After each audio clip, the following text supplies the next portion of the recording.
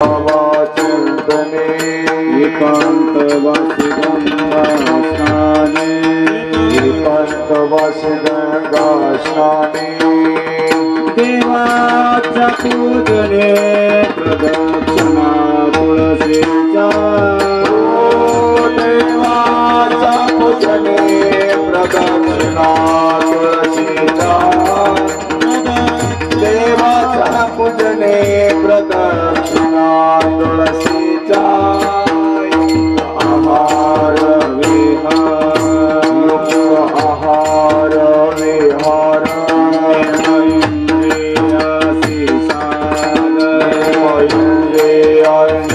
सार नसा विवासर निद्रा वाचन विवासर निद्रा भाषण नसा विवासर निद्रा भाषण परमार्थ महाजन परमार्थ महाजन जोडी देवाचे चरण जोडी देवाचे चरण भावयात तन उपायन वाचे वावयात तन उपायन वाचे वावयात तन उपायन वाचे समर्पिते देवा समर्पिते देवा काही सन भारताये तन गावा भगवा तुका मने आनंद होईल आगवा तुका म्हणे अनंत होईल आगवा तुका म्हणे अनंत मुक्त आहार विहार इंद्रियासी नसा विवासर निद्रा वासन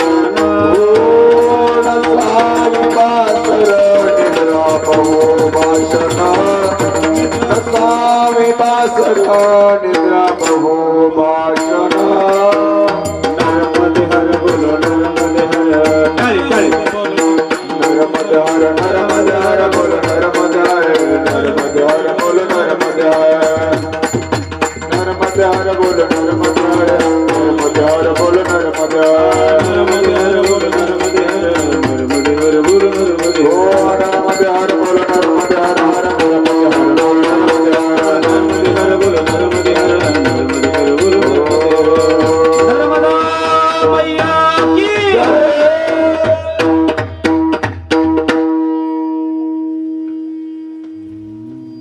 काळ सारावा चिंतने एकांतवासी गंगा स्नाने देवाच्या पूजने प्रदक्षिणा तुळशीच्या युक्त आहार विहार नेम इंद्रियासी सार नसावे वासर निद्रा वाचन परमार्थ महाधन जोडी देवाचे चरण भावया जतन हे उपाय लावाचे देह समर्पिजे देवा भार काहीच न घ्यावा होईल गवा तुका मने आनंद युक्त आहार विहार नेम इंद्रियासी सार नसावे वासर निद्रा बहुभाषण नमो विठ्ठला राजया पांडुरंगा नमो रुक्मिणी माऊली ज्ञानगंगा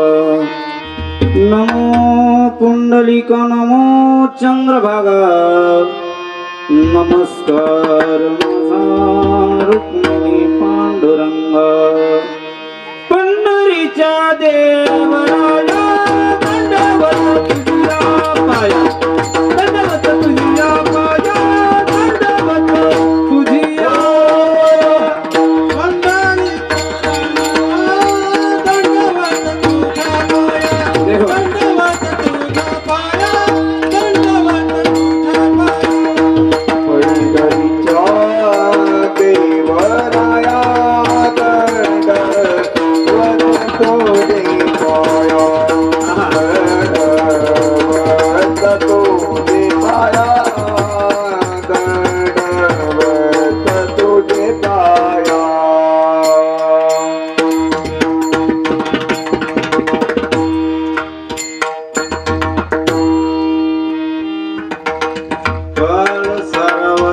चिंतने एकांतवासी गंगा स्नाने देवाच्या पूजने प्रदक्षिणा तुळशीच्या आज कैवल्य सम्राट गुणनिधान अखिल कोट ब्रह्मांड नायक प्रभू परमात्म्याच्या कृपा आशीर्वादाने आपल्या ह्या गावाच्या पुण्याईनं साधू संतांच्या आशीर्वादानं आपल्या गावातील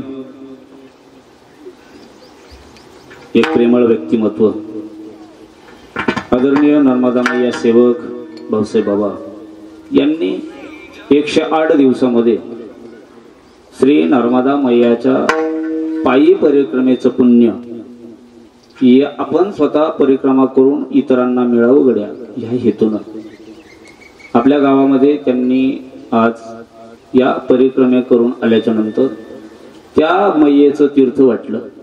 प्रत्येकाला ते तीर्थ मिळावं, प्रत्येकाला त्या तीर्थाचा लाभ व्हावा, प्रत्येकाला त्या पुण्यामध्ये सहभागी होता यावं या उद्देशाने सगळ्यांपर्यंत हे तीर्थ जावं म्हणून आज करू घातलेला हा नर्मदा मैया परिक्रमा करून आल्याच्या नंतर शास्त्रानं नियम दिलेला आहे.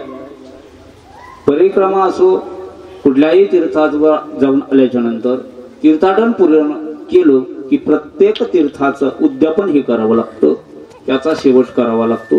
शेवट म्हणजे याचा असा विषय आहे खरा की जर ज्याही कार्यक्रमाला आपण सुरुवात ज्या दिवशी केली असेल त्याला प्रारंभ म्हणतात आणि ज्या दिवशी त्या कार्यक्रमाला थांबवायचं आहे त्याला आपल्या भाषेमध्ये थांबवणं किंवा आपल्या भाषेमध्ये शेवट म्हणतात. जसं मंदिराचं काम चालू केलं, मंदिराच्या काजा कळत झाला म्हणजे काल्याचं कीर्तन झालं आणि त्या दिवशी आपण त्या कार्यक्रमाला थांबत असतो.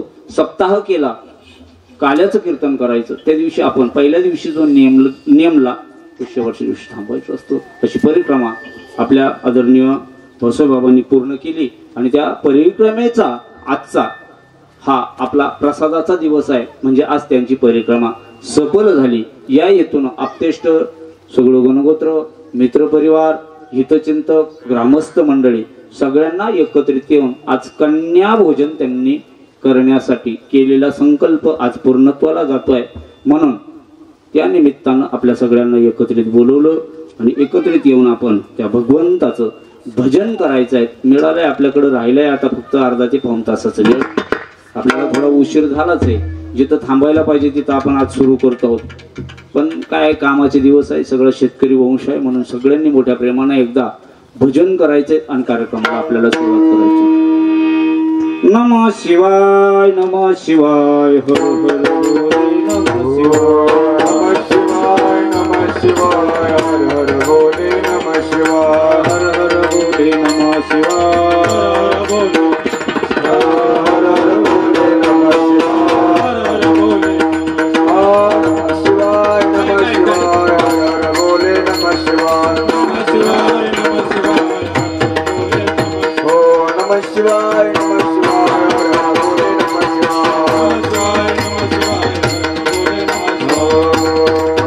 नर्मदा मैया की जय. आज आपण त्या सेवेसाठी निवडलेला अभंग जगद्गुरु तुकोबराय गोड असं आपल्याला सांगतात की तुकोबराय म्हणतात ऐका तर आपल्या जीवनामध्ये जीवन जगत असताना सगळ्यात महत्वाचा विषय आहे तो म्हणजे काळ. सगळ्यात महत्वाचा विषय आहे. कारण ज्या जन्माला आपण आलोय मृत्यू लोकामध्ये हा मानव देह राहत नाही, मानव देह टिकत नाही. शरीर आहे हे जाणार आहे, परंतु या शरीरानं जात असताना जे काय कर्म केलं हे आत्म्याबरोबर पोहोचत असतं. या शरीराला इथं ठेवून त्या आत्म्याला प्रवासासाठी नेणारा कुणीतरी एक गडी नेमलेला आहे, त्याचं नाव आहे काळ. तुकोबराय म्हणतात या काळावर जर तुम्हाला विजय मिळवायचा असेल, त्याच्या बरोबर जर संघर्ष करायचा असेल तर एकमेव पर्याय आहे आणि तो पर्याय आजच्या अभंगामध्ये तुकोबराय आपल्याला देत आहेत. तुकोबराय गोड सांगतात गड्या ऐका तर बऱ्याच लोकांचा जन्म झाला, बरेच प्राणी जन्माला आलेत. जन्म झाल्याच्या नंतर त्यांना ही सृष्टीच भगवंतानं पाहू दिली नाही. बरं झालं त्यात आपला नंबर लागला नाही, किमान आतापर्यंत आपल्याला जिवंत ठेवलं. नाहीतर अनेकांना डोळे येण्याआधीच त्यांचे डोळे झाकायची वेळ आली. ते अजून बाहेर काढलंच नाही उमऱ्याच्या, गेलं आतून मेलेलं बाहेर काढलं. अशी कितीक तरी जीव आपल्या डोळ्यानं पाहिले. डॉक्टर बसलेच आमच्या इथं. डॉक्टर साहेब कसं आहे, कितीतरी जनावरांच्या तुम्ही ज्या वेळेस डिलिव्हरी होत असतील त्यावेळेला तुम्ही पाहिलेलं दृश्य आहे. गर्भातच मेलेलं आहे. काही जन्माला येतात, जन्माला आलं आणि अजून त्याला आईच दाखवली नाही, जन्माला येतच गेलं राव. पुन्हा कोणाला रांगता रांगता हाळात पडून गेलो, पाहिलं आपण. कोणाला रांगलो रिंगलो, गावभर फिरलो, अरे कस तरी गाडी चालवायला लागलं, कुठं तरी गेलं. अजून त्याच्या वठावर मिशी नव्हती. थोडं मोठं झालं, लग्नाच्या वयात आलं, घरच्यांनी लग्न ठरवलं, बरोबर का नाही. कितीतरी अशी आपल्याकडे आहेतच ना, कितीतरी आहेत, कितीतरी उदाहरणं आपल्या डोळ्यापुढे आहे. किती वाईट वाईट प्रसंग आहे. कदाचित त्यात भगवंतानं आपला नंबर लागू दिला नाही, म्हणजेच त्या काळाला आपल्यापर्यंत येऊ दिलं नाही. याचा अर्थ असा आहे, अजून आपली काळावर सत्ता आहे, अजून आपला विजय त्या काळावर आहे. कुठेतरी चांगलं कर्म आपल्या हातून घडत असेल, तुमच्या माझ्या, अजून आपल्याला त्यानं जिवंत ठेवलंय. मग जर त्यानं जिवंत ठेवलंय गड्या, आपण म्हणतोच आहे आतापर्यंत काळाच्या तावडीत आपल्याला जाऊ दिलं नाही गड्या, आपण म्हणतोय नक्की हा कुणीतरी आपल्याला सांभाळणारा जगत नायक असायला पाहिजे. तुकोबराय म्हणतात, त्याची जर का आपल्या हातून सेवा घडली, आम्ही ती सेवा केली, आमच्याकडून ती सेवा घडली, अखंड अविरत त्या भगवंताचं नामचिंतन आमच्या मुखानं घडत गेलो, त्याचा प्रभाव असा झाला, त्याचा प्रताप असा झाला की एकदा मला न्यायला आलेल्या काळाच्या माथ्यावर पाय देण्याची ताकद आमच्यामध्ये. जगा काळ खाय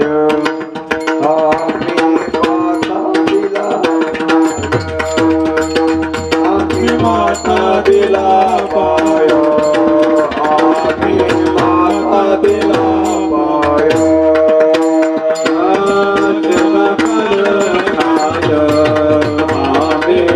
माता दिला पाय, माता दिला पाय, माता दिला.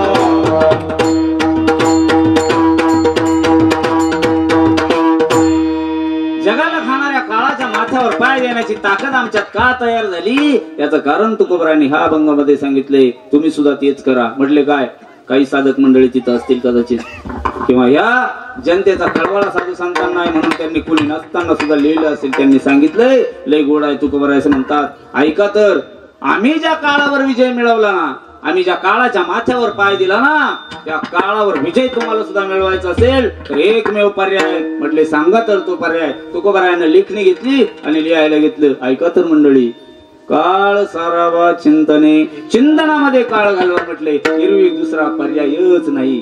चिंता करण्यात वेळ घालवण्यापेक्षा चिंतनात वेळ घालवलेला कधी चांगला आहे. आतापर्यंत किती लोक गेले, मृत्यू लोक म्हणजे एवढ्या लोकांची गणती करता येणार नाही. किती वेळा जन्मा यावे, किती व्हावे फजित, फजित घोरावर बरोबर काय येणार आहे, काय आलं कोणाच्या काही येत नाही. म्हणजे काळावर विजय मिळवायचा असेल, पावसाहेब बाबासारखं ते काही जाणकार लोकांनी ती हिरलं, चिंतनामध्ये काळ घालवायचा आहे. म्हटले हो खरं आहे चिंतनामध्ये, पण त्याचा विधी काय आहे. म्हटले ऐका तर तो विधी सांगतो. विधीच लय गोड आहे. खांगळ बाबा विधी सांगतायत, यामध्ये विधी आहे. चिंतनात काळ घालवण्याचा विधी पूर्ण हा अभंग आहे. ही काळ सारावा चिंतने, हे पद सगळीकडे लावायचे आपल्याला. ओंकारजी महाराज हे पद सगळीकडे लागतं. बघा तर किती गोड आहे. काळ सारावा चिंतने, चिंतनात काळ सारावा म्हणजे काय करायचं. एकांतवासी गंगा स्नाने, गंगेचं स्नान एकांतवासात जायचं आणि गंगेचं स्नान करायचंय. काळ सारावा चिंतने, बरोबर. देवाच्या पूजने काळ सारावा चिंतने, बरोबर. प्रदक्षिणा तुळशीच्या काळ सारावा चिंतने. पुढे गोड सांगतात ते, एवढ्यानं विधी थांबत नाही. म्हणले ऐका तर, युक्त आहार विहार, काहीतरी आपल्याला नियम असावा. किती काही खाऊन चालणार नाही, झोप येते त्यानं बाबा. हे आता सकाळी आम्ही 2-2 मांडे खाऊन आलो सगळे, आता डुकले आलेत आम्हाला. हा म्हणजे खाऊन जास्त खाल्लं झोप येते. मग प्रवचनावर मन नाही, कीर्तनावर मन नाही, मग कसं लागलेच थोडी वामकुस करायला वाटते, बरोबर का नाही. ते म्हटले हा जमत नसतं. जर चिंतनात काळ घालवायचा असेल, युक्त आहार विहार, काळ सारावा चिंतने. नियम इंद्रियाशी सार, कुठला तरी इंद्रियाला नियम असावा लागतो. नियम इंद्रियाशी सार म्हणजे काळ सारावा चिंतने. चिंतनामध्ये काळ सारवण्याच्या या सगळ्याच्या सगळ्या विधी दिलेल्या आहेत. मग जास्त झोप नसावी. जास्त जर झोप घेतली तर चिंतन घडत नाही. नसावी भासर निद्रा भास, यासाठी पर्याय आहेत. म्हटले काय? हा जर पर्याय शिकायचा असेल तुम्हाला तर त्याकरता एक गोड आहे. म्हटले काय? परमार्थाकडे या, परमार्थ महादन, तिथे शिकायला मिळेल चिंतन.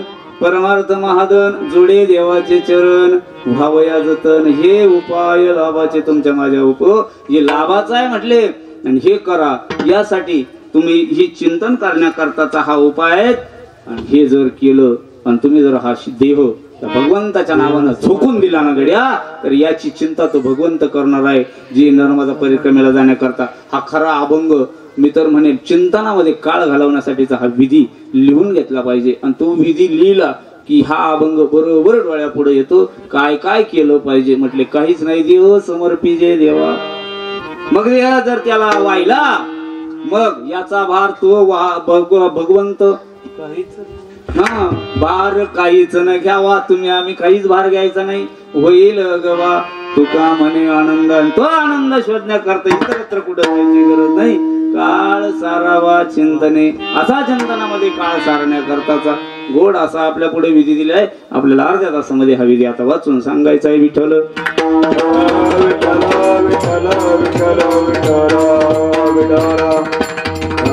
जी नर्मदा मायाची जी परिक्रमा आहे का, ह्याच विधीनं केली जाते.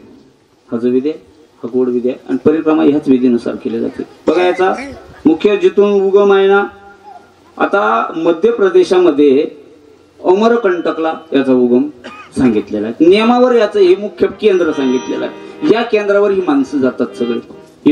इथून जाताना माणसं असतात, ती घर सोडून माणसं, लेकांना सोडून, बाई पोरं सोडून, गुरंढोरं सोडून, ही सगळी माणसं आता निघालेत. आणि निघाल्याच्या नंतर तिथं गेल्यावर ही माणसं नसतात राहत. ही माणसं बदलतात तिथे गेल्यावर. तुम्ही कदाचित ज्यांची उदाहरणं पाहिलेली असतील, पण भाऊसाहेब बाबाचं उदाहरण आपल्या गावातलं सगळ्यात महत्वाचं उदाहरण आहे. तिथं गेल्यावर त्यांनी सगळं टाकून दिलं, ह्या विटा, हे सिमेंट आणि ते घर. तिथं गेलं, हातावर पाणी घेतलं आणि संकल्प केला, आता आम्ही तुमचे नाही. कुठपर्यंत आलो परिक्रमा करून घरापर्यंत, तोपर्यंत आमचा तुमचा मेळ नाही गड्या. मग इथून 3 महिने म्हणजे 108 दिवसाचा त्यांनी संकल्प उचललेला होता. 108 दिवसामध्ये मी आता बरोबर परिक्रमा करून येणार, तोपर्यंत संन्यास व्रत धारण केलं. बरोबर, अजूनही त्यांनी ते केस कर्तन वगैरे काय केलेलं नाही. संन्यास व्रत धारण करायचं असतं, लुंगी लावायची असते. आता हे घरची चड्डी कॅन्टीन पुंटीन फेकून द्यायचे सगळं. नाही, काहीच नाही. हे इथलं लिगाड बरोबर ही माणसं होती कालपर्यंत. संकल्प उचलला, आता माणसं नाही. आता यांनी साधू अवस्थेमध्ये जीवन जगायचं असतं. आणि मग जीवन जगत असताना तो काळ आता बघा किती गोड आहे. आपल्याला ह्या विषयाकडे यायचंय. मग भगवंत म्हणतो, अरे ह्या कशासाठी आलेत आपल्याकडे? ज्या कामा करता आले ते कामला वेगळं गड्या. म्हटले काय? यांनी आता हा घरादाराचा त्याग केला, यांनी कुटुंबाचा त्याग केला, यांनी संसार टाकला. सोडला नाही. सोडणं वेगळं, टाकणं वेगळं. काही दिवसाकरता बाजूला टाकायचं, त्याला टाकणं म्हणतात. सोडणं याचं नाव आमच्यासारखं. आता घरदार सोडून आलो ही वरखेड्याला, बरोबर, त्याला सोडणं म्हणतात. नाही असं नाही का? ते काय ते ज्या गावच्या बोरी त्या गावच्या बाबडे असले का बरं वाटतं. टाकणं वेगळं, सोडणं वेगळं. सोडून काही ना मोकलून दिला, मोकलायचा नाही. जसा पूर आलाय नदीला, आता ही नदी आहे मध्ये, नदीला पूर आला. मग पूर आल्याच्या नंतर ओंकारजी महाराज आपल्याला पलीकडे जायचंय. अनिकेत महाराज आहेत, ऋषिकेश महाराज आहे, बिका बाबा गाडीत बसले ड्रायव्हर म्हणून. तुम्ही 4 जण येत आहेत. इकडं आमचे पवार महाराज आणि मी पलीकडून आहे. तुम्हाला आम्ही सांगितलं या बरं पाण्यातून अलीकडं नदीला दो दो दो दो दो दो पाणी आहे. म्हटलं कसं यायचं? अमोल महाराज म्हणलं लय गोड आहे. ते अमोल बसले ना आपले, ते म्हणले लय गोड आहे. काय टाका गाडी त्यात, वाहून जाईल ना म्हणले. मग पर्याय काय? आता पर्यायच काय नाही. आता पर्याय एकच उरला. म्हटले काय? पूर्वसरेपर्यंत थांबा. प्रपंचाचं तसंच आहे. प्रपंच वसरो चित तुझे पाये मुरो, चित तुझे पाये मुरो, चित तुझे पाये मुरो. प्रपंच वसरो चित तुझे पाये मुरो, चित तुझे पाये मुरो, चित तुझे पाये.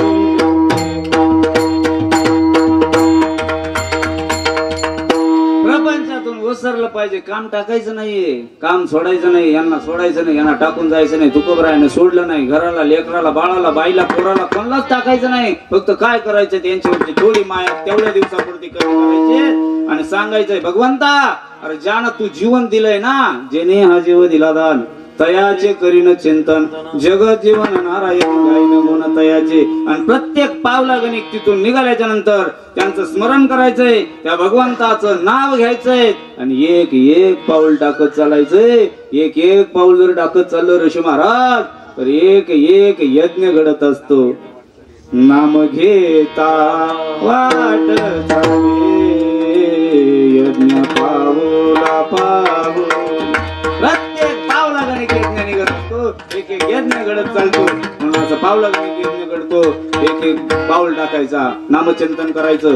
दररोज दररोज दररोज उठलं, सकाळी उठलं की आता काय तिकडे गुरं नाही, आता काय तिकडे ढोरं नाही, बरोबर आता काय कांदे लावायचे नाही, आता काय बाह्या पाहायला गावाकडे जायचं नाही, आता काय ट्रॅक्टरवाल्याला म्हणायचं नाही आणि बरं तू ट्रॅक्टर मावली तिकडे साऱ्या पाडी कोण रोटरी मार, हा उद्योग बंद. आता एकच काय, त्या जिभेला काम लावून द्यायचंय. जिभले तुला काय धंदा हरी हरी भजे तू गोविंद, जिभले तुला काय धंदा हरी हरी भजे तू गोविंद, हरी हरी भजे तू गोविंद, हरी हरी भजे तू गोविंद, हरी भजे तू गोविंद, हरी हरी भजे तू गोविंद. तुला काय धंदा हरी हरी भजे तू गोविंद, जिभले तुला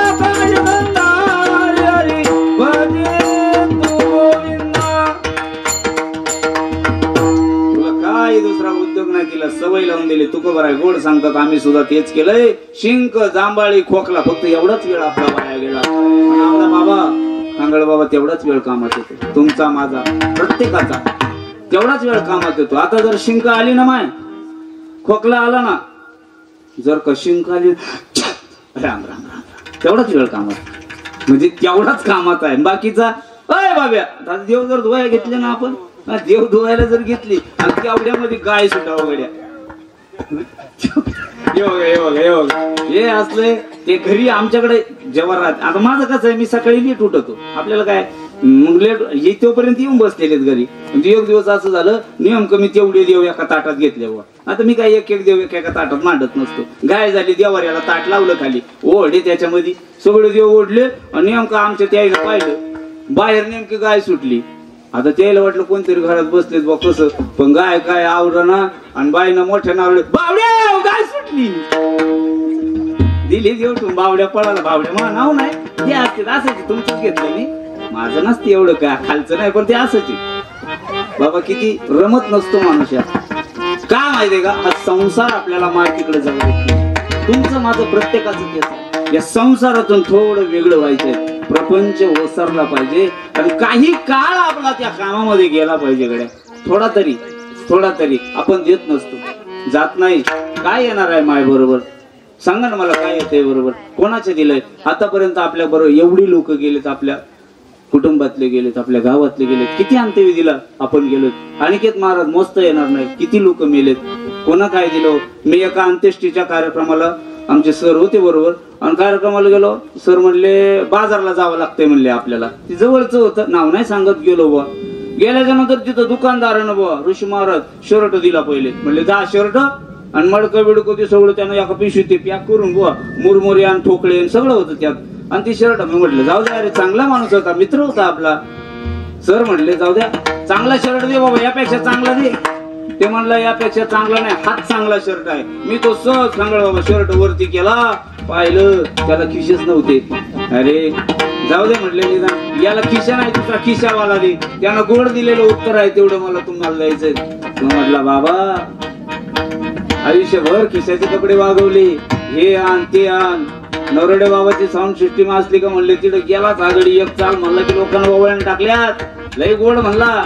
काय नाही आता कोणी ओवाळणी टाकणार नाही याच्यावर, आणि याच्यावर टाकलेले पैसे याला कुठं खिशात घालायचे, याला शर्टाला खिशे नाही. बाबा येताना काय आणलं नाही, जाताना माय काय नेत नाही, उरत काय फक्त तुम्ही आम्ही केलेलं पुण्य परलोकात कामात येत असतं एरवी नाही. आणि ते पुण्य जर संचय करायचं असेल तर त्यासाठी तीर्थाटन करावं लागतं, एरवी दुसरीकडे मिळत नाही. इथं कितीही करा आपल्या घरी बसून किती पुण्य करण्याचा प्रयत्न करा, जो मन लागत नाही त्यात, मन रमत नाही त्यात. का माहितीये का, तोंडापुढं प्रपंच उभा आहे, तोंडापुढं लेकरं उभे आहे, यांना खायला देणं हे कर्तव्य तुमचं माझं आहे. तुकोबरायांनी सुद्धा हेच हेरलो. तुकोबराय म्हणतात लय घोडा आहे, काय करा तुम्ही, काही एरवी दुसरं करू नका, काही 4 दिवस या प्रपंचामधले थोडे बाजूला करा, आणि बाजूला करा. आठवा, एक दिवस आपल्याला जायचंय, हे सगळं टाकायचंय, हे सगळं सोडणार आहोत आपण. एक दिवसागणिक आपलं आयुष्य कमी होत चाललंय ना, एक दिवसागणिक तो काळवाट पण बसलाय. घडी घडी काळवाट याची पाहे, अजून किती आहे अवकाश. दररोज तो कावळा सारखा वाट हात कामन हृदय अल्लाने तुझ दिया, औट हात कामन हृदय अल्लाने तुझ दिया. खाया पिया सोया नाग जमाना खोया, खाया पिया सुख से सोया नाग जमाना खोया. तो भज मन नारायण, हो तो भज मन नारायण, भज मन नारायण.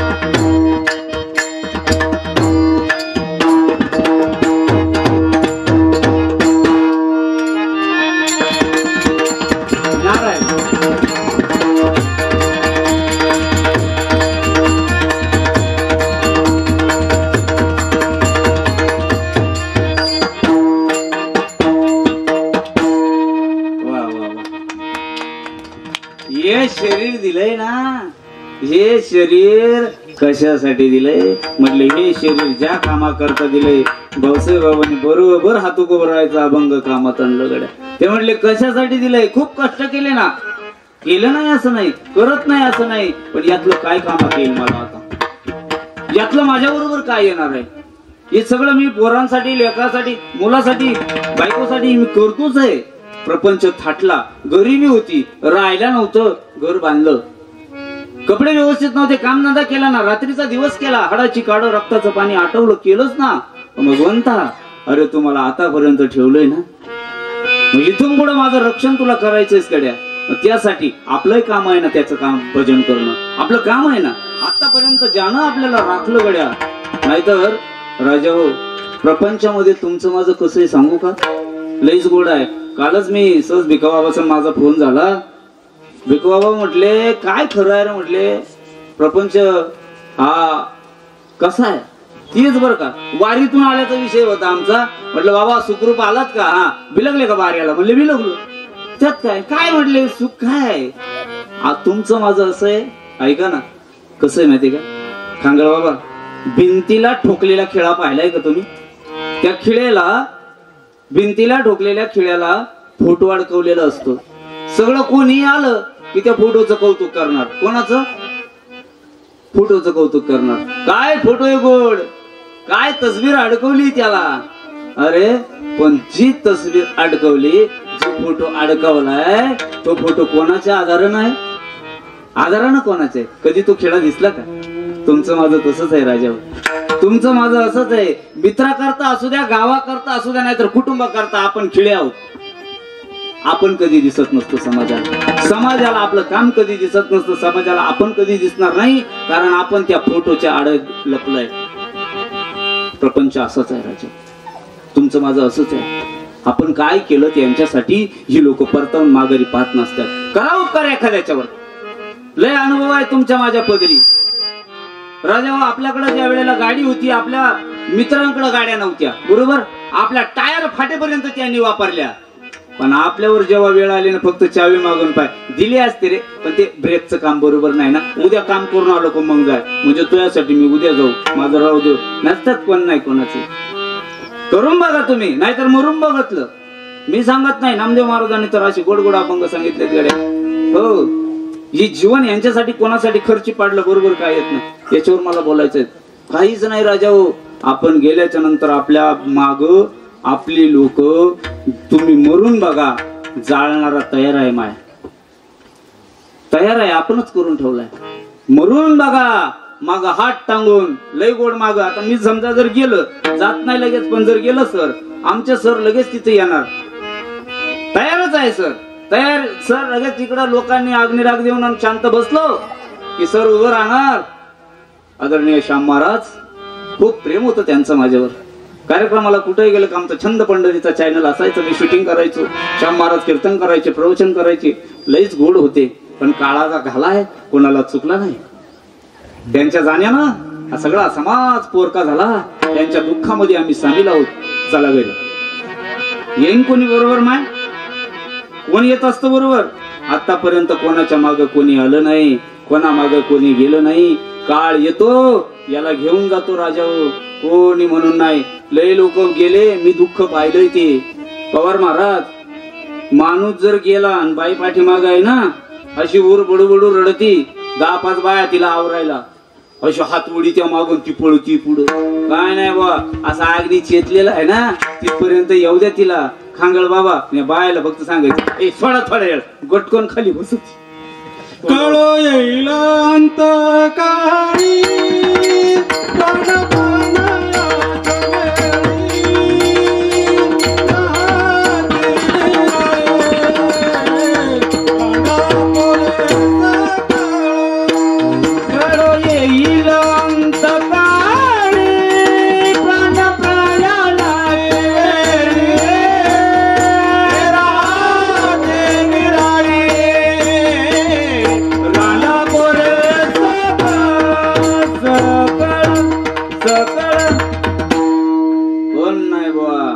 एक नवीतून सोडवणार आहे, त्याचं नाव आहे विश्वाचा मालक. तुका म्हणे तुला सोडविना कोणी, एका चक्रपती वाचनिया.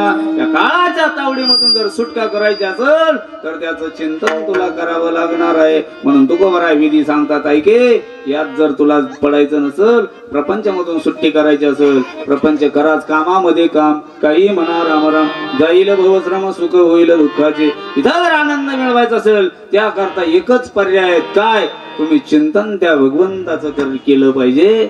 नाही सोडायचा संसार, नाही टाकायचं संसाराला, नाही सोडायची लेकरं बाळ, ही असंच ठेवायचंय. या संसारात सुख नाहीये बर का, कोणालाच मिळालेलं नाही, मला मिळालं नाही, तुम्हाला मिळणार नाही. आणि आतापर्यंत संसारात राहून सुखी झाला असा एकही प्राणी नाही.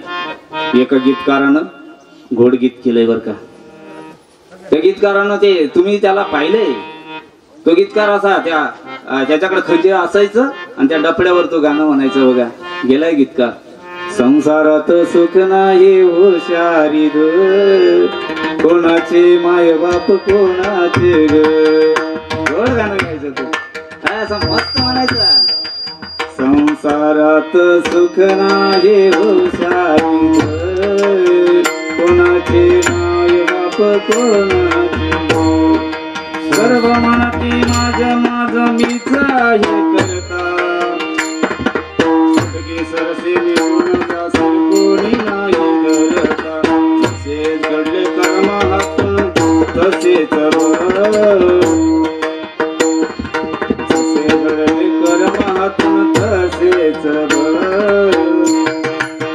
लयच गोड गायचं.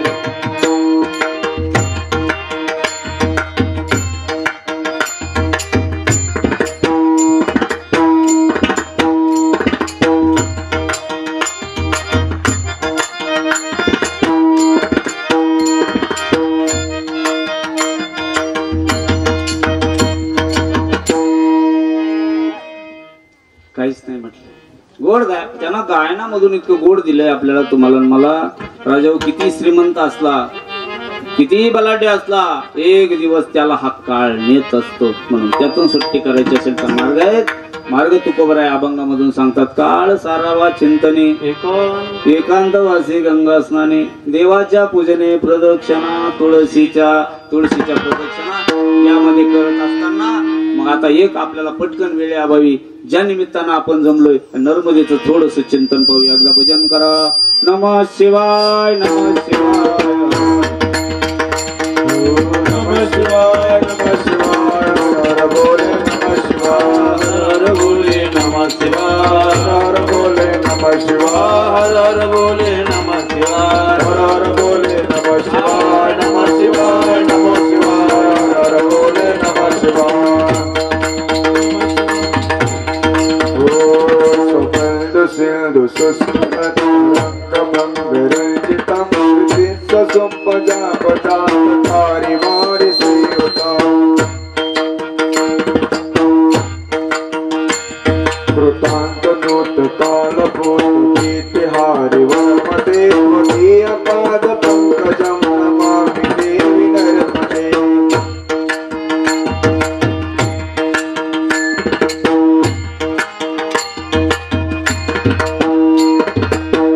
नमामि देवी नर्मदे.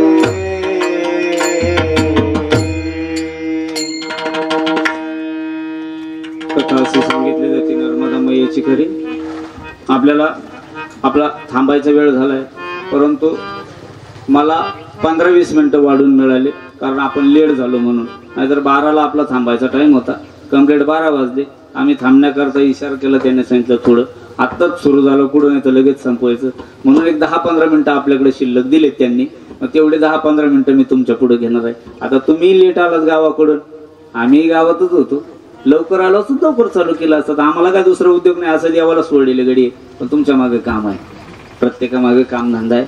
म्हणून जरा आपण एक 10-15 मिनिटात मी तुम्हाला सोडतो.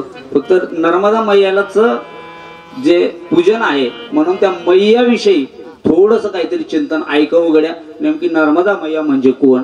नर्मदा मैयाचं का आपण हे पूजन करावं? नर्मदा मैयाला आपले भाऊसाहेब जाऊन आले. पण नेमकं काय आहे ही नर्मदा मैया? थोडस चरित्र मैयाचं मी तुम्हाला सांगणार आहे. नर्मदा मैया एक कथा अशी सांगितली जाते. मैकल नावाचा पर्वत आहे आणि त्या पर्वताला झालेली ती कन्या आहे. तिचं नाव नर्मदा आहे. एक कथा अशी सांगितली जाते. भगवान शंकरजी मैकल नावाच्या पर्वतावर बसलेले असताना भगवान शंकरजीच्या घामामधून एक कन्या निर्माण झाली आणि तिचंही नाव नर्मदा. 2 कथा आहेत. पैकी कोणती घेतली तरी कथा एकच आहे. असो अशी ती मैया ती मुलगी ती कन्या उपवर झाली. आता प्रत्येक मुलीचा बाप मुलगी तुम्हाला आहे मुलगी आम्हाला आहे. मुलगी एकदा उपवर झाली की बापाला वर शोधण्याची घाई होती. वर शोधू लागला. पण पूर्वीचा काळ असा होता माय. पूर्वी बाप बघायला जायचा आणि बापानं जो मुलगा ठरला मुलगीनं नाही म्हणायचं नाही. आता मुली ठरवतात. पप्पा हे बघा याचा फोटो. बाप म्हणतो पोरी रक्ताचं पाणी करून हाडाची काढ करून तुला वाढवलं. हे दिवस आणणार होती काय तू माझ्याशी? 99% लग्न माय आता जमतात अशीच. मी बोलायचं नाही काम. सगळ्यांना सगळं ठाव आहे. आता पाहायचं काम राहिलं नाही. पण काळ जुना आहे तो. त्यावेळेला मुलीसाठी वर शोधायला मैकल पर्वतानं पण लावलाय. जसा सीतामय्याच्या स्वयंवरासाठी पण लावला होता पवार महाराज. हा धनुष्य जो कोणी उचलेल त्याच्या गळ्यामध्ये सीतामय्या वरमाला घालणार आहे. इथं सुद्धा सांगितलं गेलंय गुलाब कौलीची फुलं जो कोणी घेऊन येईल त्याच्या बरोबर ही नर्मदा विवाह करणार आहे. सोनभद्र नावाचा राजा आहे. राजाने पैनेचा विडा उचलला. राजा म्हटला मी आणतो. राजानं लगबगीनं घाईघाईनं ती काय गुलाब कौलीची फुलं आणली.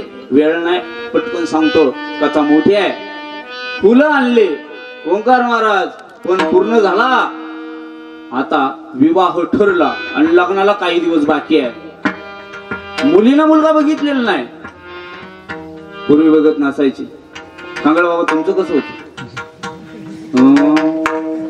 नव्हतं? पूर्वी जोडा बघायचे. जर इकडचे घोड्यावाले असले ना तिकडे सुद्धा बैलगाडा मालक असायचे. इकडचे जर गांजा मारणारे असले ना तिकडे सुद्धा चिलिम कोरेच असायचे. मात्र कसं असंच होतं असंच. हे 2-3 बसलेत आमच्या आज्या. असंच होतं. पूर्वीचा काळच अवघड होता. तेव्हा जोडा नसायचे पाहत, यांची जोडी पाहायची. कोणाचे यायचे येईनींची जोडी बसले पाहिजे. मुलांचे मुलींची जोड नाही. म्हणून ते कधी कधी ना ते जिल्ह्यापेक्षा तालुके मोठाले आहेत. जुने लोकांचे जोडे बघा कसे, नवरी बोली मोठी, हे पोट्टे एवढं. ते लोक कसं असायचे खूप असायचे. जाऊ द्या, त्यांनी पण ठेवलेला आहे. मग आता त्या सोनभद्र राजाला ही कन्या द्यायची गड्या असं कदाचित ठरलं. आणि मग त्यावेळेला पत्र व्यवहार होते, मोबाईल नव्हते बाबा. जुईले नावाची दासी होती नर्मदेला. मी ज्या नर्मदेचं आज आपण इथं भाऊसाहेब बाबा परिक्रमा पूर्ण करून आले, उद्यापन आहे ना, त्यापाशी बोलतो ती नर्मदा कोण आहे. माय ती नर्मदा मैया पत्र लिहिते आणि त्या जुईलीच्या हातात देते. जुईली दाशा असायच्या तेव्हा. जुईले हे पत्र घे आणि सोनभद्राकडे जा. जुईली म्हटली राणीची दासी आहे मी, मला असे कपडे नाही भैया. म्हटले मग नवीन आपला संबंध झाला, चांगले कपडे दे. राणीनं स्वतःचे कपडे दाशीला दिले. दाशीला कपडे दिल्यावर दाशीला आनंद झाला. आणि हा गपचूप व्यवहार घरच्यांना माहित नाही. ते नाही काय कबूतरच्या चिठ्ठी दिली, ही जुईली जाणार आहे. जुईली निघाली, कपडे चांगले घातलेत, गोड कपडे आहेत अंगावर. गेल्याच्या नंतर राजाच्या बाहेर आहे आणि त्या सेनापतींना कळालं की आपल्या राजाची होणारी पत्नी राजाला भेटण्याकरता कदाचित आली काय. कपडे आहे, राजेशाही थाट आहे तिचा. पळतच राजाकडे गेले. राजेसाहेब कदाचित नर्मदाच दिसते. राजानं पाहिलं, जा पटकन टांगा न्या आणि तिला घेऊन या. पहिले टांगे असायचे पडायचे. राजानं टांग्यावर बसून तिला घरी आणलं. घरी आणल्याच्या नंतर हिच्याकडे चिठ्ठी होती ना, दाखवलीच नाही. तोंडावर घुमट घेतलेला आहे. फक्त तिच्या घुमटामधून बारीक बारीक तिचे डोळे चमकायचे. पूर्वी पदर घ्यायच्या महिला मंडळ आणि तोंड झाकलेला असायचं. तो काळ जुना असेल कदाचित, मला नाही आठवत ते, कारण आमच्या काळात पदरच नाही. आमच्या काळात गाऊन आहे. आमच्या काळामध्ये पदर ते राहिलंच नाही. आता ते बघा, विज्ञान आहे आणि बदललंय जग. आपण कशाला कोणाला नाही म्हणायचं. असो, जाऊ द्या, आपल्याला काय करायचं नाही. पण त्यावेळेला नसेल म्हणून तिथं तसं वर्णन आहे. पाहिलं, घरी आणलं. घरी आणल्यावर राजानं प्रेमाचा प्रस्ताव तिच्याशी टाकला आणि तिनं नकार दिलाच नाही. राजा आणि ही जुईली ही नर्मदा नव्हतीच. चोपाळ्यात बसले, मस्त झुला घेऊ लागले. दास्या त्यांना वारा घालायला होत्या. ही काहीच बोलली नाही, एकही शब्द बोलली नाही.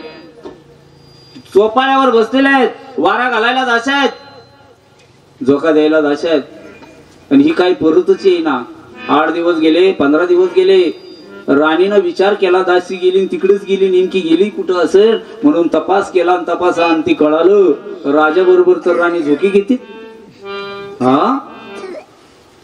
तेव्हापासून नवरदेवाबरोबर नवरी बरोबर करवल्या असत्यात, पण शहाण्या करावल्या पाठवतात. म्हणजे मला असं नाही म्हणायचं, या असं होऊ नये म्हणूनच कदाचित. म्हणून ते शहाणी पाठवतात. तुमच्याकडे कसं आहे, पाठवतात नाही, म्हातारी पाठवतात ना नवरी बरोबर. का बरं? नवरदेवाबरोबर तिकडेच राहायची नाही म्हणले, येईल तरी. ती हेच आहे, असंच होत. जाऊ द्या, लय बारीक सांगायला वेळ नाही आपल्याला. आणि ते पटकन मग आता मात्र ही नर्मदेची दासी हिचं नाव जुईली. ही जुईली तिथंच बसलेली आहेत. राणी स्वतः गेल्या.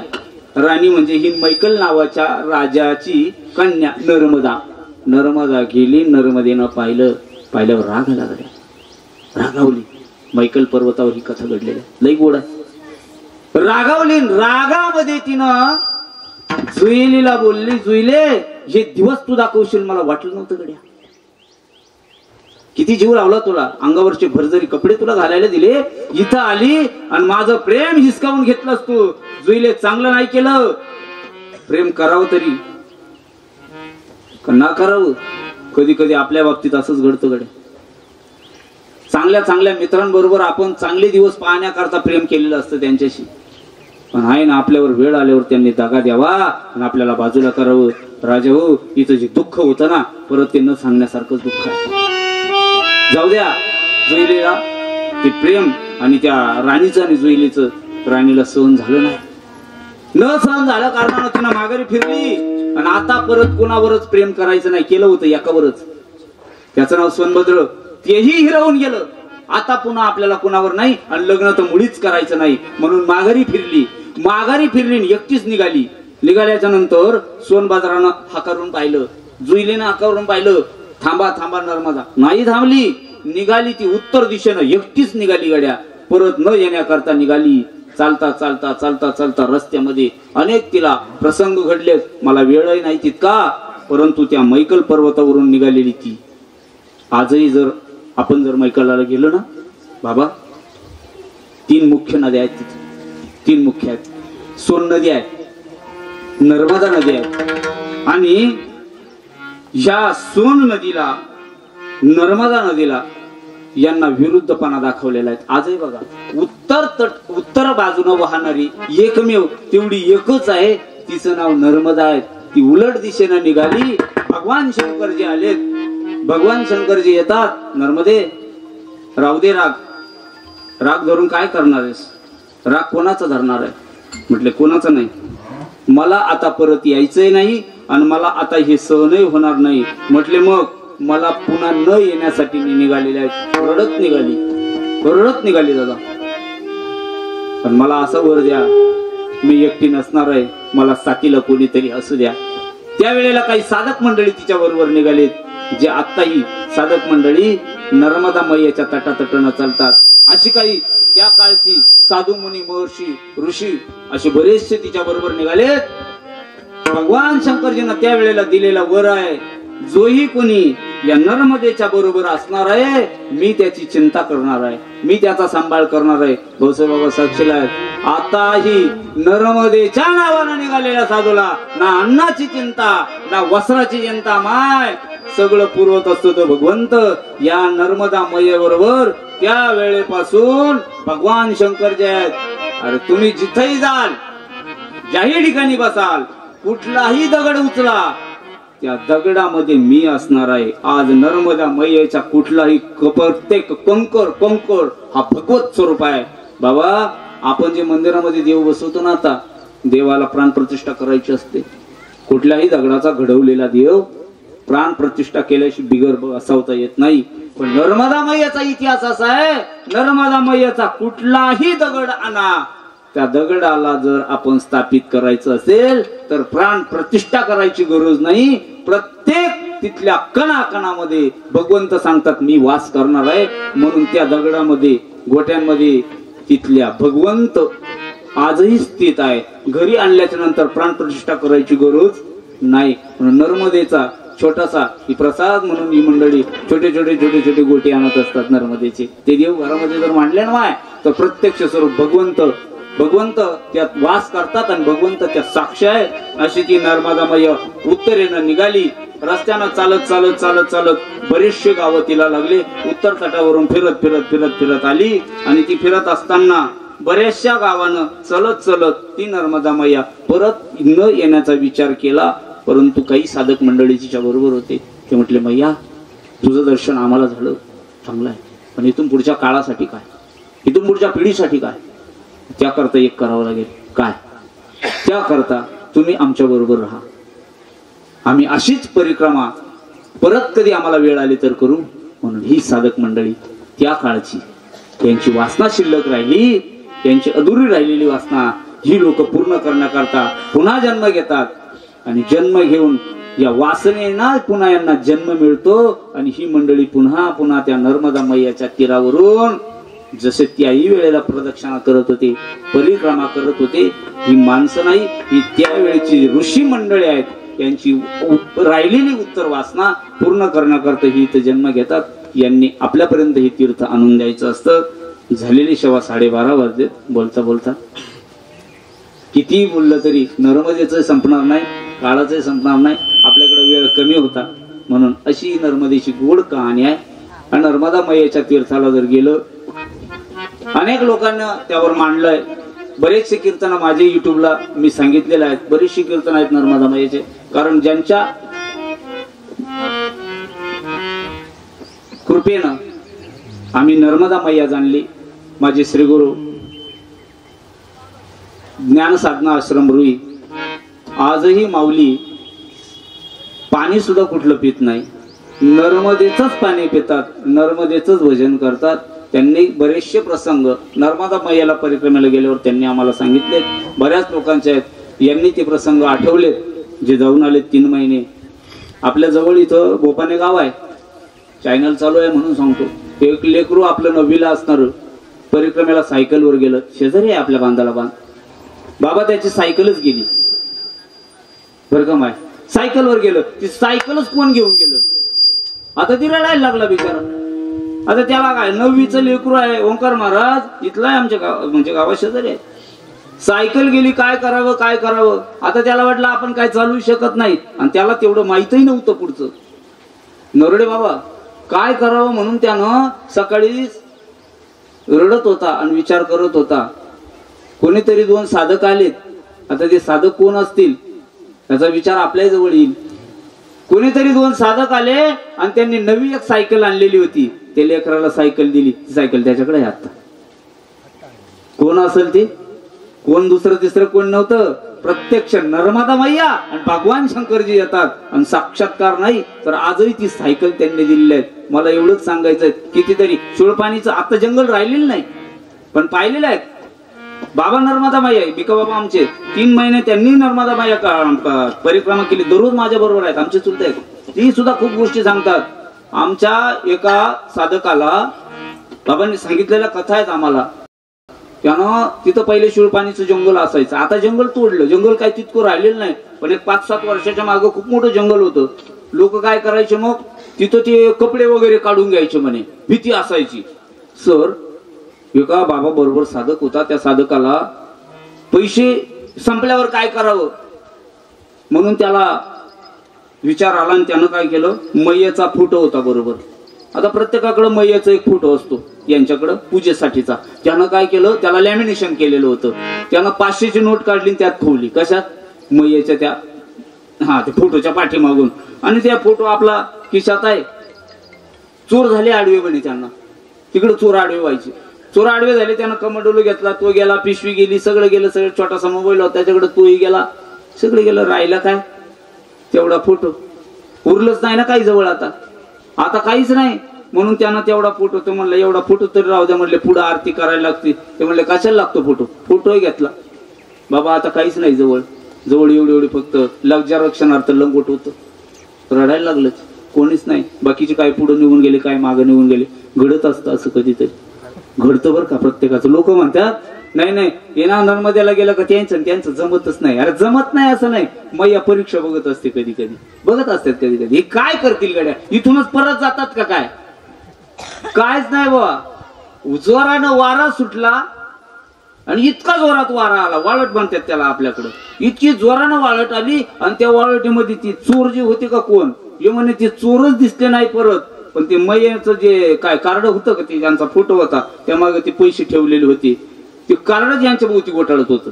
त्यानं हातानं असं धरलं, ते कार्ड हातात आलं. पाहत तर आपला मैयाचा फोटो आहे आणि आपलं सगळं साहित्य तिथं जसले तसं होतं. काय घडलं क्षणात यांना कळलंच नाही. हे काय 2-4 तास नव्हतं चालू, हे प्रकरण क्षणात घडून गेलं यांच्याशी. आणि मग कळालं, हे मैया बघत होती गड्या आपल्याकडे.